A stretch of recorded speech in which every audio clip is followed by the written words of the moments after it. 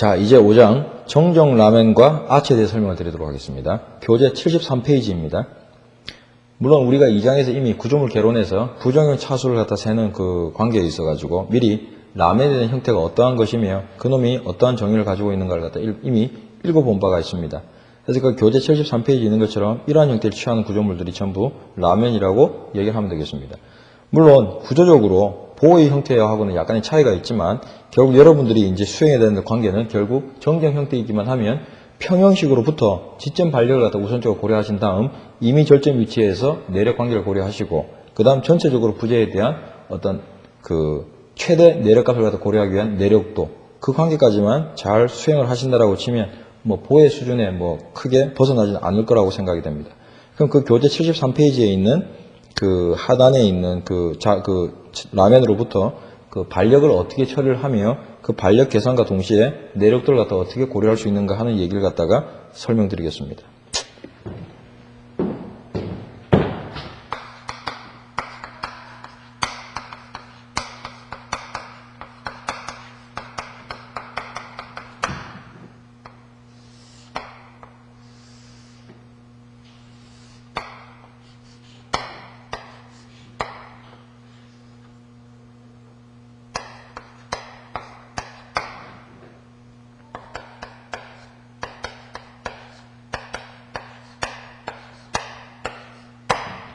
자, 이와 같이 양 지점이 힌지로 되어 있고 부재 중앙에 하나의 또 다른 힌지인 내부 힌지가 존재하는 형태의 구조물입니다.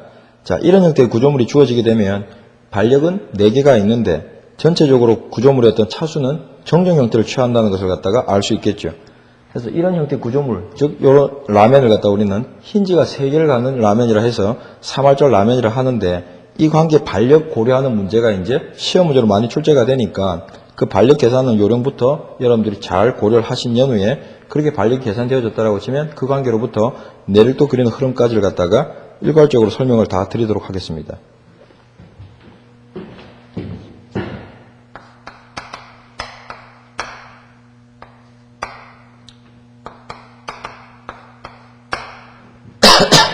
뭐 지금처럼 저렇게 구조물이 형성이 되어 있습니다. 자, 보에서는 하중을 주면 부재가 변형 생길 때 이처럼 처짐이 생깁니다. 물론 중요한 건 이 작용이 수직력밖에 없지만 한쪽은 힌지고 한쪽은 롤러이기 때문에 롤러부에서는 이 절점의 변이가 허락이 되죠. 그래서 실질적으로는 이 직선과 곡선이 같은 길이다. 즉 이쪽 방향으로 당기는 어떤 수평력이 존재하지 않는다는 얘기는 이 부재에는 충력이 존재하지 않는다는 얘기니까 결국 인장력이 존재하지 않습니다. 그 얘기는 결국 이 부재와 이 부재는 인장 변형이 생기지 않았다는 얘기니까 충력에 대해서 길이값이 똑같아야 되겠죠. 그렇다는 얘기는 결국 직선재와 곡선의 길이가 같기 위해서는 이 롤러부에 허용된 변이만큼 이 절점이 좌측으로 이동을 했을 거란 얘기입니다. 그런데 그 이동량이 아주 작기 때문에 무시하고 이 부분에서는 수평력이 없이 그냥 이 절점에 있다라고 간과하고 그냥 이게 수직 반력만을 갖다 고려하는 거죠. 물론 이 변형량이 아주 작다는 얘기는 이 처짐량이 아주 작다는 얘기겠죠. 그래서 우리가 고려하는 모든 대부분의 어떤 보호에 대한 이론들은 전부 다 어떤 미소 변이 이론에 준해서 그 관계를 갖다 고려하기 때문에 이 관계는 처짐이 어떤 가로방에 대한 변이가 생긴다 하더라도 그 관계를 또 무시하겠다. 그런데 지금 같은 구조물이라고 치면 양단이 지금 힌지로 되어 있는데 물론 구조적으로 성립은 안 되겠지만 이렇게 롤러가 있다고 한번 생각해 볼까요? 결국 이것은 보의 형태를 갖다가 취하면서 그 어떤 지점부를 갖다가 이와 같은 어떤 세로 부재 가지고서 받침대를 만들었다고 생각하면 되겠죠. 그럼 누르게 되면 어떻게 될까요?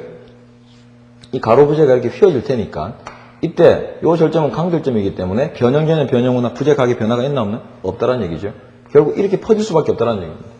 그래서 이 부분이 지점부였다라고 치면 가로방에 어떤 변이가 없기 때문에 힌지부로 하더라도 수평 반력은 없는데 이와 같이 구조적으로 거동을 하다 보니까 어떤 구조물의 어떤 설정된 어떤 형태의 차이 때문에 이 지점부에서는 이것만큼의 변이가 고려가 되는데 이 변형량은 그 정도가 여기 단순부로 생각했을 때 어떤 변이와는 상관할 어떤 그 차이를 갖다 논할 수 없을 정도로 크게 유발된다는 것을 갖다 쉽게 알 수 있다는 얘기입니다. 그래서 만약 이 부분을 갖다가 정정 형태를 만들기 위해서 힌지를 했다라고 치면 어때요? 절점 이동이 없어야 되겠죠. 결국 롤러였다라고 치면 구조적으로 거동이 생길 때 이렇게 움직임이 유발될 양이 힌지가 되면서 구속되다 보니까 어때요? 전체 구조적으로는 이런 변형 모습이 될 수밖에 없다는 얘기입니다. 그 얘기는 결국 이 지점부는 이것만큼의 변이가 생겨야 되는데 이 지점부가 어떻게 하고 있다? 힌지부가 수평방에서 절점을 갖다 구속하다 보니까 결국 이쪽 안쪽으로 밀어넣는 어떤 그런 수평발력이 생기고 있는 형태로서 고려가 된다는 얘기입니다. 그래서 포에서는 고려하지 않았던 이 수평발력이 물론 이 놈은 지금 롤러가 아니라 힌지였다 하더라도 수평발력 양은 무시합니다. 일반적으로. 이 처짐 양이 아주 작기 때문에. 그런데 이런 라멘 부재에서는 작용력이 수직력만 있다 하더라도 양단에 두 개의 수평력이 동시에 생길 수 있다라고 치면 역학적으로 어떤 거동 상태가 이렇게 될 수 있기 때문에 그 변이가 안 생길 수 있도록 어떤 이 지점부에서는 우리가 무시할 수 없는 형태의 어떤 수평발력이 있다, 추가적으로 있다라고 생각을 하셔야 된다는 얘기입니다. 그래서 이런 형태의 라멘 부재가 나오게 되면 대부분 묻는 문제가 보에서는 일반적으로 힌지부에 수평발력이 없었죠. 그런데 이런 형태의 구조물에서는 3할절 라멘에서는 구조적인 어떤 거동 때문에 이 힌지부에서는 작용력과는 무관하게 두 개의 수평발력이 평형 상태를 이루면서 그 수평력이 존재할 수 있다는 얘기입니다. 어떻게? 이렇게 벌어져야 될 양만큼을 갖다가 구속하고 있다는 얘기는 힌지부에서는 이 방향을 밀어넣는 또 다른 어떤 영향력이 있었다고 보겠다는 얘기겠죠. 그래서 수평발력 구하는 관계에 대해서 잘 기억을 하시기 바랍니다. 자, 그러면 발력 관계를 갖다가 해결해 들어가는데 일단 전체적으로 발력은 4개입니다. 수직발력 2개, 수평발력 2개. 앞서 계급에서 공부한 것처럼 어떻게 처리될까요? 내부 힌지를 기준으로 분리를 갖다가 나누어 보면 된다는 얘기겠죠. 나누게 되면 먼저 이 형태의 문제는 이제 크게 두 가지 유형이 있을 수 있는데 먼저 이 형태부터 설명을 드리겠습니다. 이 놈은 A점과 E점이 어떤 지점부가 되고 그 지점부의 위치가 어떤 위상이 같습니다. 이럴 경우에 우선적으로 여기 발생 가능한 발력들을 표기하게 되면 물론 힌지부에 발생하는 발력은 그 방향을 갖다 지금 명확하게 모르고 있기 때문에 제 임의대로 지금 표현을 한다라고 생각하시면 되겠습니다. 물론 방향이 맞으면 양의 값이고 방향이 틀리면 음의 값이 나올 테니까요. 자, 이렇게 두게 되면 자, 수직 둘, 수평 둘. 내가 적용할 표현이 3개밖에 없습니다. 그래서 결국 이런 경우에 어떤 발력 고려하기 위해서는 X방향, Y방향에 대한 힘의 평형식은 적용할 수가 없죠. 미제 성분력도 X방향 성분력이 2개, Y방향 성분력이 2개가 있기 때문에 결국 어떤 발력을 먼저 고려한다 하더라도 몸에 대한 평형식을 적용하셔야 되는데 우선적으로 이 점의 연집 발력을 갖다 먼저 고려한다고 생각해 볼까요?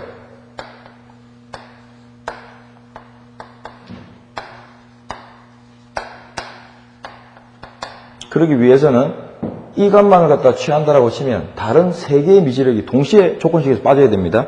근데 이처럼 A점과 E점 어떤 수직 방향에 대한 어떤 위치가 같은 경우에는 공교롭게도 상대적 지점을 갖다 모멘트 중심으로 취하게 되면 당연히 그 지점을 지난 두 개의 어떤 수평 수직 발력들은 모멘트 중심을 지나게 되면 관계식이 빠질 것이고 또한 이 점에 발생한다고 가정되어진 수평발력까지가 모멘트 중심을 지나는 형태가 됨으로써 공교롭게도 A점 모멘트 중심을 잡았을 때 관계식에 포함이 되는 발력은 내가 지금 취하려고 하는 REY 값, 이 값만이 포함이 됩니다.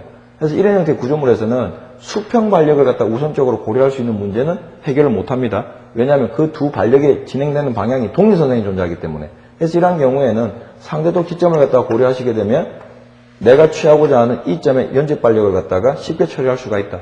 그래서 만약 문제에 이처럼 REX 또는 RAX 수평 발력을 구하라고 문제가 나왔다라고 치면 우선적으로 수평 발력을 바로 구할 수 있는 조건식은 없고 동일선상이 존재하기 때문에 상대쪽 지점을 갖다 하나 고려하시게 되면 A점이든 E점이든 연집 발력 하나는 쉽게 해결할 수가 있을 겁니다. 그럼 이 관계로부터 평형식을 갖다 적용하시게 되면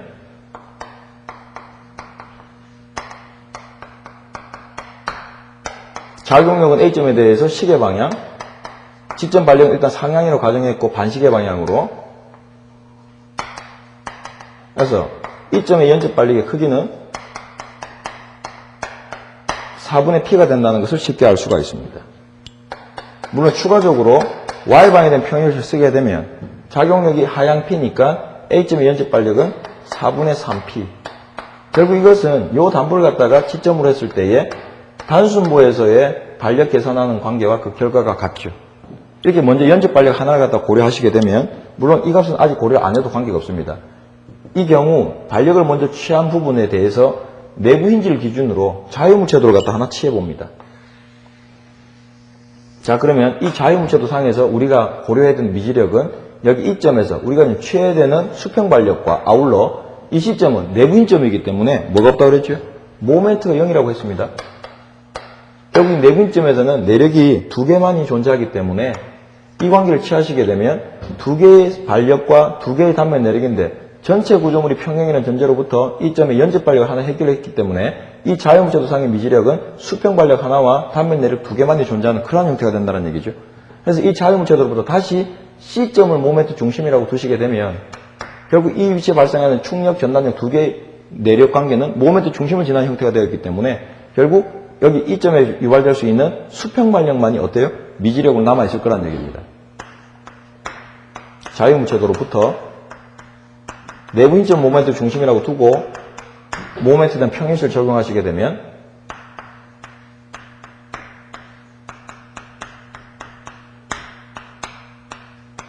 이 관계로부터 이 점에서의 수평 반력은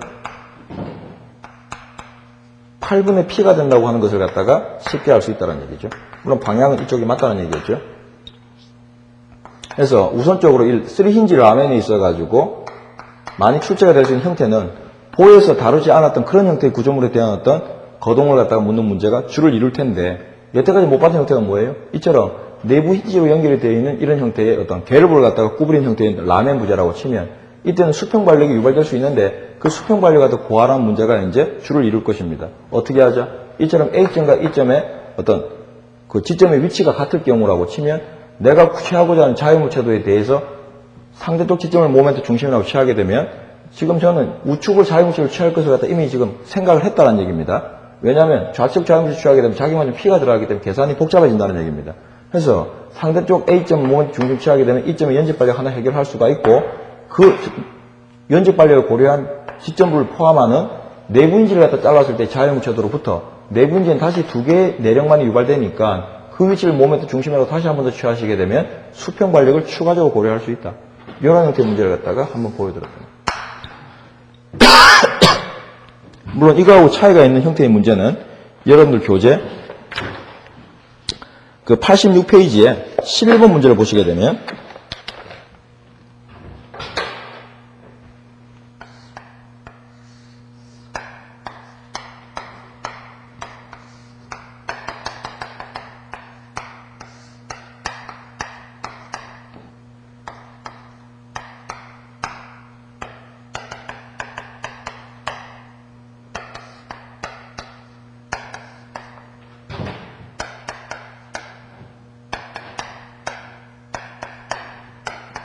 이런 형태의 문제가 있죠.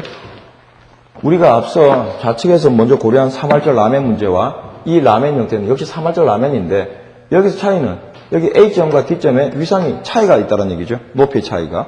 결국 이러한 경우에는 앞서에서는 위상이 같았기 때문에 한쪽 지점 모멘트 중심이라고 치면 상대적 서포트에서 연집 반력을 하나 해결할 수 있었고 연집 반력이 해결이 되어지면 그 부분을 갖다가 내부인지를 기준으로 자유무차도를 취해서 다시 내부인지를 모멘트 중심이라고 두면 수평 반력까지 추가적으로 고려할 수 있는 형태가 되었습니다. 그런데 지금은 A점을 모멘트 중심이라고 두든 D점을 모멘트 중심이라고 두든 각 지점에서는 수직, 수평 두 개씩의 그러니까 수평, 수직 반력이 생길 수 있는데 어느 점을 모멘트 중심이라고 취하더라도 아까는 계산상에서 빠졌던 이 수평력이 다른 서포트에 대해서 모멘트를 유발시키는 요인으로 표현된다는 얘기죠.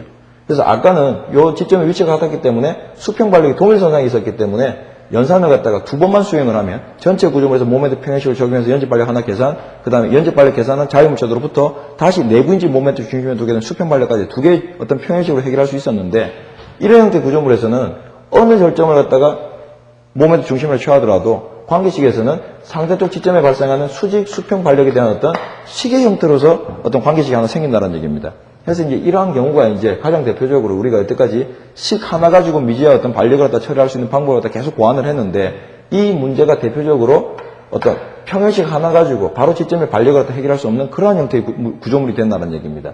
그래서 이런 경우에는 A점이 되었든 D점이 되었든 한쪽 지점을 모멘트 중심으로 두게 되면 다른 D점, 모멘트 중심 취하게 되면 다른 지점에서의 수직 수평력에 대한 하나의 어떤 관계식을 얻게 됩니다. 즉 식 하나의 미지력 두 개를 포함하는 이때 D점에 대한 어떤 관계식을 수평 수직력에 대한 관계식을 알았다라고 치면 다시 그 지점을 갖다 포함하는 내부인지를 잘랐을 때에 내부인지 모멘트 중심을 취해서 다시 동일점 D점에 대한 수직 수평력들에 대한 관계식을 추가적으로 또 하나 얻음으로써 어떻게 취해라? 연립방 형식으로서 풀어 들어가는 형태의 문제가 돼야 된다는 얘기입니다. 그래서 이 사마절 라멘 문제는 보와 차이가 있다라고 치면 뭐다? 수평 반력이 생기는데 그 수평 반력을 어떻게 결정할 것인가? 그래서 일반적인 형태의 문제는 두 지점의 높이가 같은 경우로 제시가 되어서 한쪽 단부를 몸에도 중심 잡았다라고 치면 상대쪽 지점에서 연집 반력을 구하고 연집 반력 취한 자유형체를 취해서 내부 인질 몸에도 중심을 취해 수평 반력까지 추가적으로 고려할 수 있는 그런 형태의 문제가 대부분이지만 11번 형태의 문제에서는 그 지점의 위치가 틀리죠. 그래서 이런 경우라고 치면 좀 수고스럽더라도 할 수 없이 한쪽 지점을 모멘트 중심이라고 두면 상대쪽 D점에 대한 수직 수평력에 대한 어떤 두 개의 미지를 갖는 하나의 조건식을 얻을 수 있고 다시 D점 수직 수평력에 대한 식을 하나 더 얻어서 연립 방정식을 처리하는 수밖에 없다는 얘기입니다. 역시 내부 인점을 잘라 그 자유물체도로부터 G점 모멘트 중심이라고 두면 다시 D점에 대한 수직 수평력에 대한 어떤 관계식을 얻을 수 있게 될 거라는 얘기죠.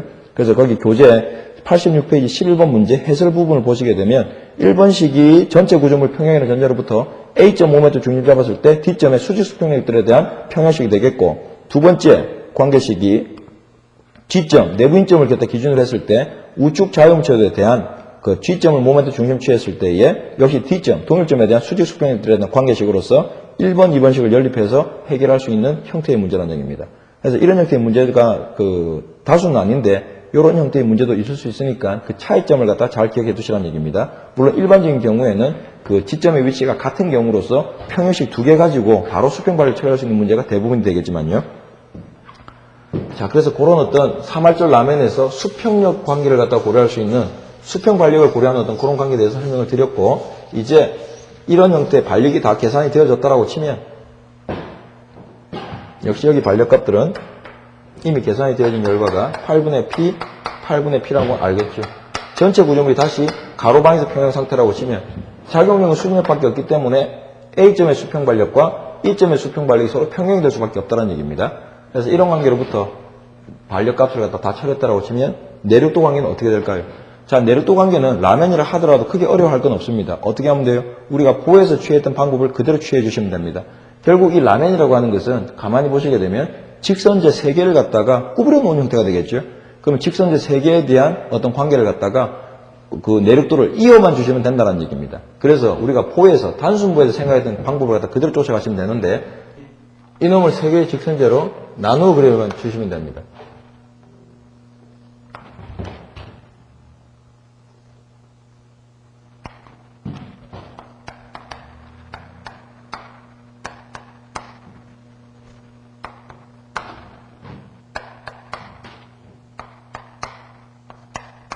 결국 AB, BD, DE라고 하는 3개의 직선제를 좀 나누어 나타내는데 이 3개의 직선제가 따로따로 각각 그 자유물체도로서 평형 상태가 만족될 수 있도록 나타내주고 각 직선제가 독립된 형태의 어떤 평형 상태를 만족하는 자유물체가 되었다라고 치면 각각 그 세 직선제에 해당하는 전단력도와 모멘트도를 따로따로 독립 형태로 나타내 주시면 결국 전체 라멘에 대한 그 전단력도 모멘트 형태가 된다는 얘기입니다. 단지 이제 우리 교재에 있는 것처럼 그 형성되어 있는 구조물이 그 세 직선제를 갖다 연결하는 형태의 어떤 구조물을 나타내 주었기 때문에 그 어떤 부재의 어떤 형태와 유사한 형태로 내륙도 축을 갖다가 설정한 거기 때문에 결국 세 직선제에 대한 관계를 그 내륙도를 따로따로 나타내서 합쳐만 주면 결국 라멘에 대한 어떤 그 내륙도 형태가 된다는 것을 갖다가 기억하시면 되겠습니다. 자, 먼저 여기 A점 보시게 되면 반력이 수직 반력이 먼저 4분의 3P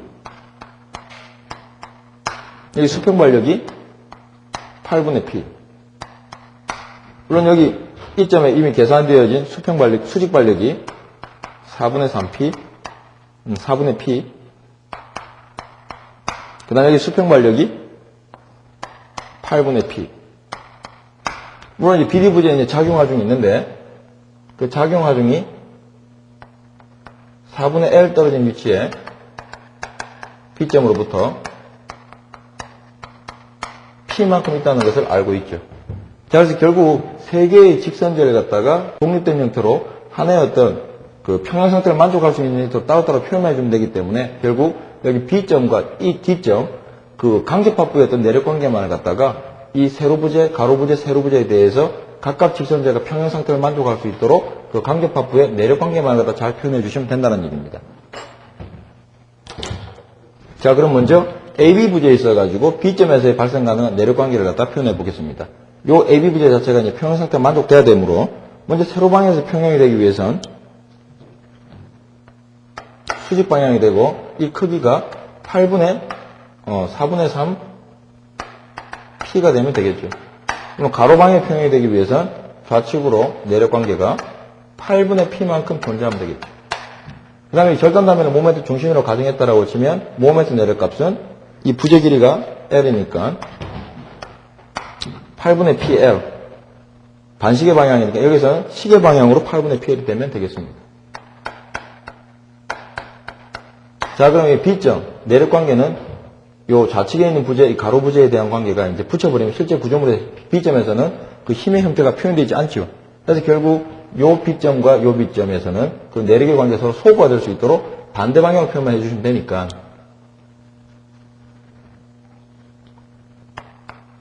먼저 가로 방향 힘은 좌측, 여기서는 우측으로 세로 방향 힘은 하향이니까 여기서는 반대 방향 소구가 될 수 있도록 상향으로 모멘트는 시계 방향 8분의 PL이니까 여기서는 반시계 방향으로 8분의 PL을 고려해 주시면 됩니다. 물론 여기 BD 부재도 또 하나의 어떤 그 자유무체들로서 평형 상태를 갖다 만족하도록 D점의 내력 관계를 갖다가 결정짓게 되면 먼저 수평 방향에 대해서 평형이 되어야 되기 때문에 8분의 P 세로 방향에 대해서는 작용력이 P고 B점의 전단력이 상향 4분의 P니까 이 위치에서도 어때요? 상향 4분의 P가 되면 됩니다. 그 다음에 이제 여기 D점을 모멘트 중심이라고 했을 때 모멘트 관계까지 성립이 돼야 되는데 여기 모멘트 중심이라고 두면 작용력은 반시계 방향으로 4분의 3PL 그 다음에 여기 B점에서 전단력은 요 D점에 대해서 시계 방향으로 역시 4분의 3PL 하중이 4분의 P고 길이가 L이니까요. 그 다음에 요 점에서의 내력 모멘트가 다시 반시계 방향으로 8분의 PL이기 때문에 평형 상태가 되어서 D점에서의 모멘트 값은 결국 시계 방향 8분의 PL이 되면 되겠죠. 자, 그러면 이제 BD 부재가 하나의 어떤 자연무체도로서 평형 상태를 갖다가 만족하는 형태가 되었습니다. 자, 그럼 결국 이 가로 부재의 D점, 세로 부재의 D점, 결국 요 절점에 발생하는 단면 내력들은 부재를 이었다라고 치면 실제 D점에서는 어떠한 존재하는 힘이 없었죠. 그럼 서로 소구가 될 수 있는 방향으로 다시 표현을 한다라고 치면 세로 방향에 대해서는 4분의 P만큼 하향. 그 다음 가로 방향 힘은 좌측이니까 이게 소구가 된다고 치면 우측으로 8분의 P. 그 다음 모멘트 값은 여기서 시계 방향 8분의 PL이니까 여기에서는 반시계 방향으로 8분의 PL. 뭐 이런 형태의 표현이 되겠다는 겁니다. 자, 그러면 이 DE 부재에 대해 가지고 D점, A점에서부터 B점, BD 부재의 D점, 그 내력 관계로부터 이 D점에 D 부재, D점에서 어떤 내력 관계를 갖다가 이제 계속적으로 이어가지고 내력 관계를 갖다 고려해 왔는데 이 관계가 제대로 된지 안 된지는 마지막 D1을 연결하는 이 부재에서 이 점의 이 반력 관계는 이미 전체 구조물이 평형이라는 전제로부터 이미 알고 있는 관계였죠.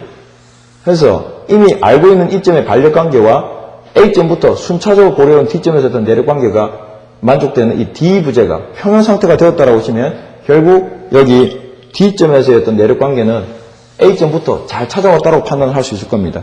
그럼 맞춰볼까요? 맞는가? 세로 방향에 대해서 4분의 P 상향, 4분의 P 하향. 그러니까 Y방향 평형이 맞았고 가로 방향은 우측 8분의 P, 여기 반력은 좌측 8분의 P니까 역시 평형 상태가 되었습니다.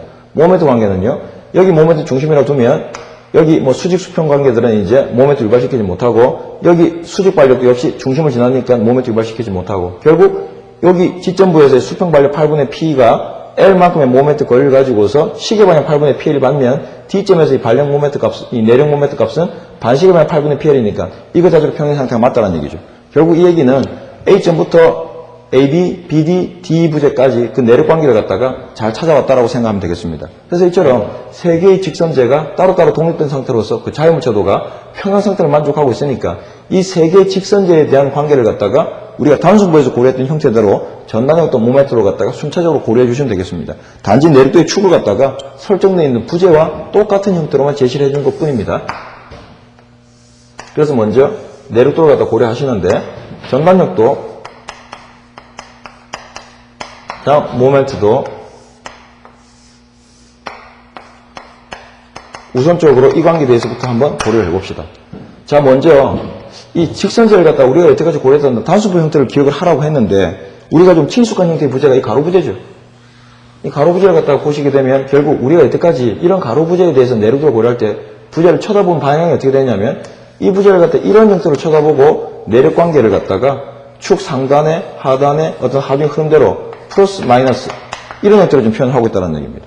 그럼 결국 우리의 어떤 위치가 어디냐면 이 부재를 볼 때의 위치처럼 결국 요 왼쪽 오른쪽에 있는 세로 부재 역시 어떻게 취하냐면 항상 우리의 위치는 이 부재를 보듯이 라멘 부재의 어떤 방이라고 치면 이 틀 안에 있다고 생각하자는 얘기입니다. 그러면 이 부재를 쳐다볼 때, 이 라멘 방 안에서 이 부재를 쳐다볼 때 이렇게 쳐다보고 상단을 플러스 하단 마이너스 값으로서 전단도 모멘트를 취한 것처럼 좌측 부재를 본다고 치면 어떻게 보자? 방 안에서 이 부재를 보는 수 있는 형태는 마치 이 부재를 보는 것처럼 이렇게 몸을 갖다 기울이면 되죠. 그래서 항상 내력도를 그리실 때에는 부재가 여러 개가 엉켜있다, 직선제가. 그러면 좌측 끝에 있는 부재부터 해결해 들어가시면 됩니다. 그래서 좌측에 있는 AB 부재부터 이런 식으로 쳐다보고 A점에서부터 시작해서 B점에 가서 끝나는 형태로 전단형태 모멘트를 취해 주시고 단지 요 부재 B점에서 끝났다고 치면 요 가로 부재, BD 부재는 어떻게? 몸을 갖다 90도로만 틀어서 우리가 보아한 형태의 부재 형태로 설정을 해두고 전단형태 모멘트를 취하시면 됩니다. 역시 B점에서 시작해서 D점에서 끝나는 형태로. 그럼 여기 D 부재는 어떻게 쳐다보면 될까요? 몸을 갖다 90도로만 틀면 항상 내가 위치하는 건 어디다? 방 안에. 그럼 요 놈을 90도로만 틀면 요 놈을 보는 방향은 이런 형태가 되면 된다는 얘기입니다. 그래서 이 라멘 형태의 부재였던 내력도를 처리하는 방법은 직선제 3개에 대한 방향을 고려하는데 새 직선제를 바라보는 방향을 항상 어떻게 해라? 나는 이 방 안에 있다. 그 왼쪽에 있는 부재부터 역시 이렇게 쳐다보고 왼쪽 끝에서 오른쪽 끝에 그 다음 몸을 90도만 틀어서 왼쪽 끝에서 오른쪽 끝에 다시 몸을 90도로 틀어서 왼쪽 끝에서 오른쪽 끝에 와서 끝나시면 내력도는 제대로 완성이 되었다고 생각하시면 된다는 얘기입니다. 자, 그럼 먼저 전단형태부터 볼까요?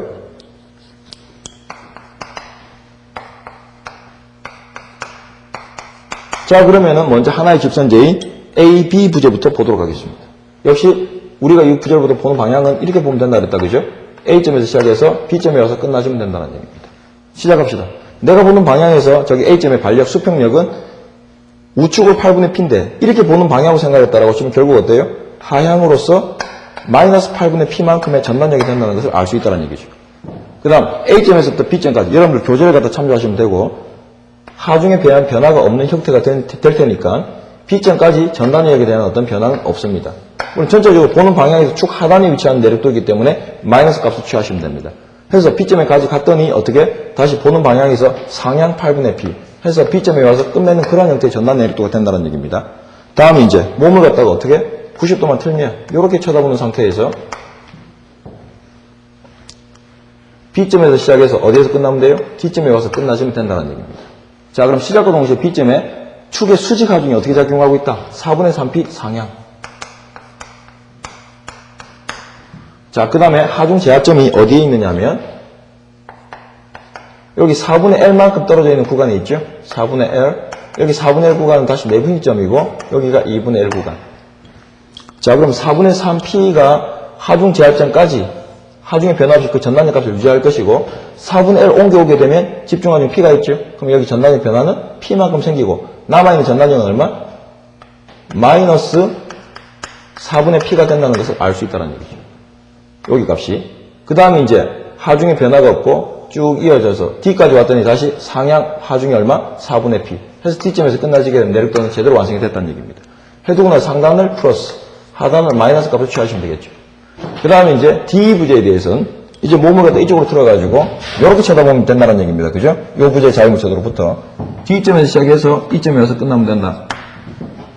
D점에 축을 이렇게 쳐다보고 있을 때 여기 8분의 P만큼의 축의 수직 하중이 있는데 보는 방향에서 어느 방향? 상향이죠.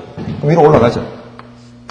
플러스 8분의 P 그 다음 E점까지 축의 수직 하중들의 변화가 없으니까 그 값을 그대로 유지하시면 되고 E점까지 와서 E점의 수평 반력이 좌측으로 8분의 P죠. 그럼 우리가 보는 방향에서 어떻다?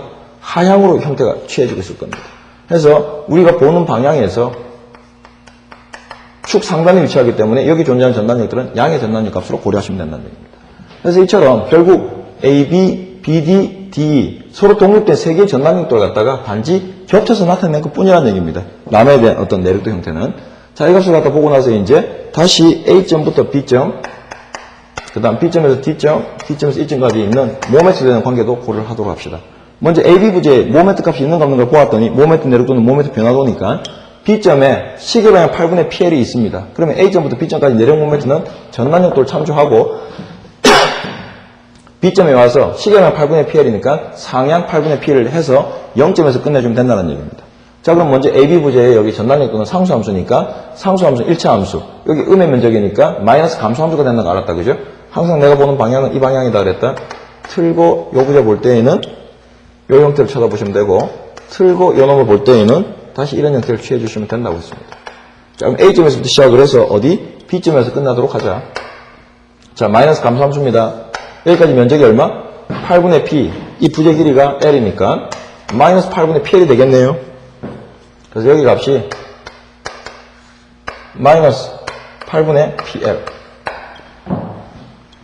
자, 여기까지 왔더니 저기 B점에서 자유무채도로부터 시계방향 8분의 PL이니까 상향 해서 B점에서 끝나주면 된다는 얘기입니다. 그래서 쳐다보는 방향에서 내륙도가 하단에 위치하기 때문에 마이너스 휘 모멘트도라고 생각하시면 되겠죠. 그 다음 BD 부재에서 자, BD 부재 B점에서 시작해서 역시 D점에 끝나주면 되고 보는 방향은 이 방향입니다. 자, 모멘트 값이 있는가 없는가 보았더니 B점에 시작과 동시에 얼마? 반시계방향 8분의 PL이 있다? 그럼 8분의 PL만큼 하향으로 진행시켜주면 됩니다. 물론 여기에서 요절점은 내부 힌지점이고 요절점은 하중 제하점이라고 둡시다. 자, 그럼 하중 제하점 길이가 4분의 L, 여기 4분의 L, 여기가 2분의 L이 될 텐데 그 4분의 1 구간에 대한 전단역도를 참조하시게 되면 이 면적이 얼마가 돼요? 16분의 3PL이 되겠죠. 그럼 결국 B점의 모멘트 값을 고려해 준 것이 마이너스 8분의 PL이니까 플러스 16분의 3PL 하니까 남아있는 모멘트 값은 얼마? 플러스 16분의 PL이라고 하는 것을 갖다가 쉽게 알 수 있다는 얘기죠. 여기 결국 16분의 2PL이니까. 그 다음, 여기 하중 제하점에 대한 관계로부터 D점까지의 이 전단역도는 다시 상수함수로서 마이너스 면적이니까 감소함수고 1차 감소함수가 된다는 알겠죠. 전체로 이 면적값이 얼마예요? 여기 결국 4분의 3L이니까 거기 작용하는 전단역 값이 4분의 P. 4분의 P 곱하기 4분의 4을 하니까 16분의 3PL 관계가 되겠죠. 그러면 여기까지 모멘트 값이 플러스 16분의 PL이니까 요 면적이 4분의 P 곱하기 4분의 3L이니까 마이너스 16분의 3PL. 그로 남아있는 모멘트 값은 D점까지 옮겨오게 되면 전단역 면적이 마이너스 16분의 3PL이니까 결과는 결국 16분의 2PL 마이너스 결국 마이너스 8분의 PL이라는 얘기겠죠. 여기까지 왔더니 D점에서 여기 자유무채도로 보시게 되면 시계방향 8분의 PL이니까 그간만큼 증가시켜줘서 D점에서 끝내주면 된다는 얘기입니다. 그래서 여기가 하중 제하점에서의 모멘트 값, 여기 내부인지에서는 모멘트 값이 우리가 예측한 대로 얼마? 0점을 갖다 지나고 있다는 얘기겠죠. 내부인지는 부재가 보가 됐든 뭐 라면이 됐든 하여튼 그 위치의 모멘트 값은 얼마다? 0이라는 것을 알았습니다. 그 다음에 마지막 D 부재에 대해서 쳐다보는 방향은 이렇게 쳐다보시고 먼저 자유무채도 상에서 D점에서의 모멘트 내력값이 얼마다? 반시계 방향으로 8분의 PL이니까 그것만큼 감해주시면 됩니다. 그 다음 실구조물에는 이제 모멘트 형태가 표현된 것이 없으니까 전단역도를 참조하시는데 전단역도 어때요? 상수함수 1차 함수가 되고 면적이 플러스니까 증감수가 되겠죠. 그래서 전체 구간에 대한 이 모멘트 값은 8분의 PL 면적 크기만큼 해서 이 점에서 0에 와서 끝나질 거란 얘기입니다. 다 나타내고 나면 쳐다보는 방향에서 내륙도가 지금 하단에 위치하고 있기 때문에 마이너스 모멘트도가 되겠죠. 그래서 보는 방향이 전부 다 상단을 플러스 하단을 음의 값으로 취하시게 되면 이와 같은 형태로서 내륙도를 갖다가 완성시킬 수가 있습니다. 결국 어때요? 저 라면은 세 개의 직선제의 조합이다 해서 B점, D점 강접합을 잘라서 세 개의 독립된 자유무채도를 갖다가 각각 평형 상태가 될 수 있도록 나타내주고 각각 직선제 평형 상태가 되어 있는 그 직선제에 대한 전단적과 모멘트, 축의 수직으로 작용하는 될 변화, 그 관계로부터 모멘트 변화를 갖다가 연속적으로 세 개를 갖다 이어서만 나타낸 겁니다. 결국 전단역도 모멘트 보시게 되면 세 개의 전단역도를 갖다가 합쳐서 세 개의 모멘트를 합쳐서 표현한 것 뿐이지 어떤 큰 차이점 없다는 얘기죠. 단순부에 대한 어떤 관계를 갖다 잘 이해만 하시게 되면 큰 문제가 없을 거로 보인다. 근데 이게 추가적으로 보에서는 내력이 전단역과 모멘트밖에 없었지만 이 부재에서는 특이하게 어때요? 부재가 축의 수직하중에 대해서 부재가 가로부재만 있는 것이 아니라 두 개의 세로부재와 하나의 가로부재 그러다 보니까 결국 여기 보시게 되면 이 부재에서는 이 4분의 3P라고 하는 것이 전단력으로 존재하고 있는데 결국 이 4분의 3P는 어디서 왔어요? 여기서 온 거죠.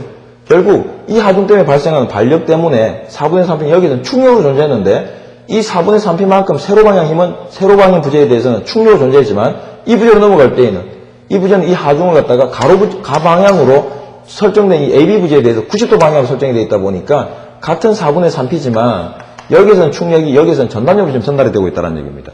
그래서 어떤 그런 형태의 하중 변화가 생긴 게 라멘이라는 얘기고 결국 이 부재는 뭐다? 전단력과 모멘트 내력 외에 추가적으로 축반력까지 아울러 존재하는 형태가 바로 라멘이라는 얘기죠. 그래서 제가 2장에 설명드린 것처럼 이놈은 생긴 모양 가지고 라멘 프레임이라고 얘기를 하는 거지. 구조적인 거동은 어떻다? 빔 컬러입니다. 그러니까 보와 기둥의 어떤 구실을 동시에 수무할 수 있는 형태의 구조물이다 하는 것을 갖다 알 수 있습니다. 자, 그래서 축력에 대해서는 인장을 갖다가 어떻게 했다? 양의 내력으로서. 압축 변형이 생기면 음의 내력에서 고려했죠. 그럼 먼저 AB 부재 보시게 되면 어때요? 그 부재 길이 방향에 대한 축 방향력은 압축으로 4분의 3P니까 그 부재에 대한 내력은 마이너스 4분의 3P라고 알 수 있고 그 다음 BD 부재에 대해서는요. 내력 관계가 축 방향력이 8분의 P만 있는 그러한 형태죠. 그래서 이 관계에서는 축방의 압축이 8분의 P만 있으니까 전 부재에 압축 8분의 P만 존재한다. 그 다음 D 부재에서는 축방향력이 4분의 P가 압축으로 존재하니까 부재 전 구간에 걸쳐가지고 축방향력은 압축 4분의 P 이런 형태가 될 것입니다. 해서 보에서는 못 봤던 형태인 이 축방향력도 뭐 이거 갖다 굳이 표현을 한다라고 치면 액션 포스 다이어그램 축방향적 변형도 어떤 축방향도 그렇게 표현하면 되겠죠. 그래서 이렇게 해서 라멘 부재라고 하더라도 결국 어때요? 강접합부를 갖다가 일일이 나누어서 따로따로 세 개의 직선제를 갖다가 독립된 형태였던 그 직선 부재를 고려해서 그 강접합부 내를 갖다가 고려해 세 개의 그 자유물체도가 평형 상태가 될 수 있도록 나타낸 연후에 세 직선제에 대한 독립된 그 전단력도 모멘트로 갖다가 단순히 부재가 설정되어 있는 방향으로 표현만 해준 것이 뭐다? 라멘에 대한 어떤 내력도 형태가 된다. 그렇게 생각하게 되면 뭐 단순보의 어떤 범주를 크게 벗어나지 않는 것으로서 이해하시면 되겠습니다. 자, 해서 이렇게 라멘에 대한 얘기까지 다 마치는 거로 하고 그 다음 그 뒤 이후에 어떤 아치에 대한 얘기가 있는데 일단 78페이지 아치에 대한 정의를 한번 볼까요? 뭐 아치라고 하는 것은 특이한 부재가 아니라 그 라멘 형태를 갖다가 어떻게 곡선 형태로 어떤 처리한 형태의 부재라고 생각하면 간단합니다. 근데 왜 이렇게 곡선 형태로 그 부재를 갖다 설정을 했냐면 직선 부재일 때와 이렇게 어떤 곡선 처리를 하게 되면 차이점이 뭐 간단하게 그냥 설명만 드린다고 치면 이런 포가 하나 있다라고 치고 문제는 이 지간이 문제가 될 텐데 이만한 지간을 갖도록 하기 위해서 부재를 갖다 어떻게 설정을 했다? 곡선을 처리하겠다. 그렇게 되면 똑같은 위치에 똑같은 하중이 존재한다고 한번 생각해 봅시다. 이때 이 위치에서의 전단력과 이 위치에서의 전단력 어떤 모멘트 관계를 고려한다고 치면 이 경우 직선 부재에 대해서는 여기 반력값이 하나 존재할 테니까 위치에 따라서 알다시피 집중하중 하나 있을 때 이 구간 전체에 대한 전단력에는 변화가 없죠. 여기 전단력이나 같습니다. 물론 이 부재상에서도 이 위치의 전단력과 이 위치의 전단력은 크기가 같겠죠. 그런데 문제는 우리가 전단력이라고 정의하는 것들은 어때요? 축의 수직 방향. 만약 저항한 단면이 있다고 치면 평행하게 작용하는 것을 전단력이라고 하는데 이런 직선 부재에서는 단면 위치가 어디다 하더라도 수직 단면의 방향은 이렇게 설정이 될 거란 얘기입니다. 그런데 상대적으로 아치 형태가 되면 이게 곡선상의 하나의 절점 위치가 되다 보니까 이 위치에서는 수직 단면 형태가 이렇게 될 수 있을 것이고 이 위치는 수직 단면 형태가 이렇게 됨으로써 어때요? 위치마다 수직 단면이 어떤 방향이 틀려진다는 얘기입니다. 그러다 보니까 이 위치, 이 방향에 대한 어떤 내력은 크게 같겠지만 우리가 표현하는 그 전단이라고 하는 것은 면에 평행하게 작용한 놈들이기 때문에 이 위치에 존재하는 전단은 이 크기만큼이 되며 이 위치의 전단은 이놈의 이 방향에 대한 성분력이 이것만큼이 된다는 얘기겠죠. 그 상대적으로 이 아치는 위치에 따라서 수직 단면 형태의 어떤 방향이 틀려지기 때문에 위치마다 전체 이 방향에 대한 어떤 내력의 관계는 합은 같겠지만 전단의 관계는 그 차이가 생긴다는 얘기입니다. 상대적으로 이런 내력에 대해서 설정된 부재의 단면이 이렇게 되어 있기 때문에 이 면의 평행한 방향에 대한 성분력만이 이 파란님에 대한 이 하얀 힘이 바로 요 다음에 전단 내리게 되겠지만 상대적으로 어떤 뭐가 생겨요? 이런 축방력이 생긴다는 얘기입니다. 물론 지점에 가까운 이 부분을 고려한다고 치면 이제 수직 단면이 거의 뭐 하늘을 쳐다보고 누워있는 형태가 되겠죠. 결국 이 위치에서는 이 전단의 전체가 거의 뭐로 존재하겠다? 전단이 아닌 축방으로 존재하지 않겠나?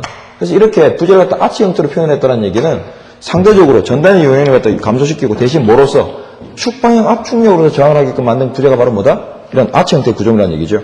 그럼 이것은 구조적으로 어떤 재료를 갖다 사용을 할 때 어떤 인장이 약하고 압축의 어떤 저항이 좋은 그러한 어떤 치송 재료, 돌과 같은 부재라고 치면 상대적으로 저렇게 직선 부재 처리하는 것보다는 아치 형태로 처리해주게 되면 어떤 그 재료에 대한 특성을 살리면서 잘 아시다시피 콘크리트라든지 어떤 돌과 같은 재료들은 압축에 대한 저항력이 상당히 좋죠.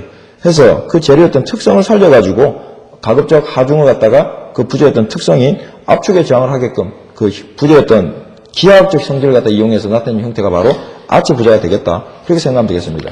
역시 발생 가능한 단면 내력들은 라멘과 유사하게 충력 전단의 모멘트가 다 생길 수 있다는 것을 알고 그 아치에 대한 형태는 그렇게 정의를 갖다 이해를 하시고 부재 해석하는 요령은 우리 교재에 이제 예상 문제 및 기출 문제도 있는데 거기에 주어진 것처럼 그 곡선 부재 작용한 하중에 대해서 투영된 길에 작용한 형태로 고려하시게 되면 라멘 부재를 갖다가 해결하는 것과 큰 차이가 없이 처리할 수 있으리라고 생각이 됩니다.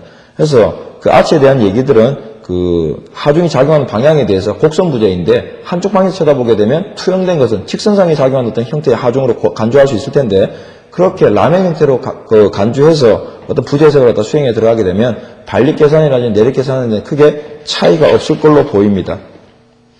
해서 여기 라멘과 아치에 대한 얘기에 있어서 라멘에 대한 얘기는 여러분들한테 전반적으로 설명에 대한 얘기를 다 해드렸고 여러분들 교재 88페이지 예제 문제 보시게 되면 그 18번 문제부터 그 이후의 얘기들이 아치에 대한 얘기들인데 거기 21번 문제 같은 것만 보실까요? 자, 이렇게 아치 형태의 어떤 구조물의 하중이 수평 방향으로 분포하중이 작용한다라고 치면 어떻게 봐라? 하중이 진행되는 방향에서 아치 부재, 곡선 부재를 쳐다보게 되면 결국 어떻게 보여요? 세로 부재가 하나 서 있는 어떤 라멘 형태로 간주할 수 있다는 얘기입니다. 그러니까 반력 계산만 한다라고 치면 해서 그 하중이 작용하는 방향에 대해서 그 투영된 길이에 작용한다라고 두고 라멘의 어떤 준에서 그 반력 계산을 해 들어가시게 되면 큰 차이 없이 해결이 될 테니까 그 라멘에 대한 얘기만 잘 이해를 하시면 아치에 대한 얘기는 그게 크게 문제가 없으리라고 생각이 듭니다. 해서 5장에 대한 얘기는 라멘을 갖다 중점적으로 설명을 드렸고 그 아치에 대해서는 하중 진행 방향에 대해서 부재를 갖다가 그 투영된 길이에 대한 어떤 직선 부재로 간주해서 발력과 내력 관계를 고려하시게 되면 큰 문제가 없을 거로 판단하기 때문에 그 예제 문제를 갖다가 라멘을 갖다 잘 이해를 했다라고 치면 아치도 크게 문제 없이 수행할 수 있으리라고 생각합니다. 그래서 이렇게 5장까지 얘기를 갖다가 끝내도록 하겠습니다.